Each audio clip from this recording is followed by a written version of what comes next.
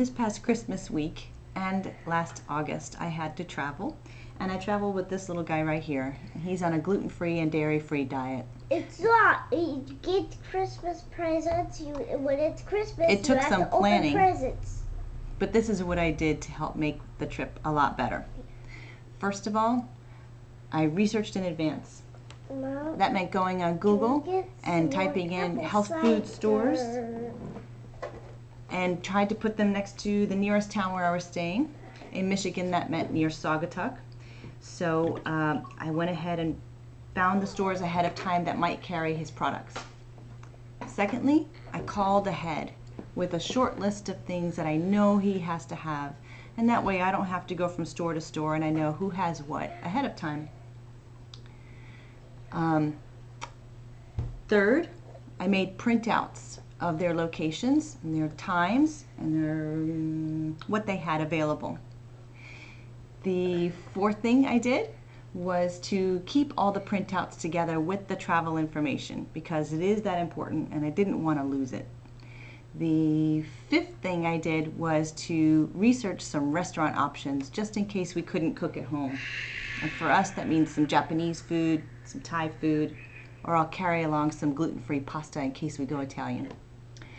The sixth thing, number 6, I did was to consider the timing.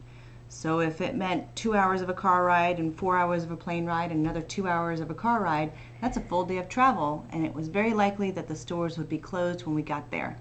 So I had to know ahead of time what to plan for in the evening. The seventh thing we did, what was the seventh thing I did? Very important. I carried in my carry-on on the flight the snacks that I knew would be allowed in. So for us that means... Wait a second. And I went to the plane with my grandma and grandpa, and I went to hotel to the airplane, and I went to Delray Beach into the airplane, and we went to Jupiter boiled eggs, into the airplane. Peanut butter and jelly and gluten-free bread, sweet potato chips, maybe some trail mix, depending on what's in the trail mix. I love pizza bagels. There's a list below of some other items, but I have those in my carry-on.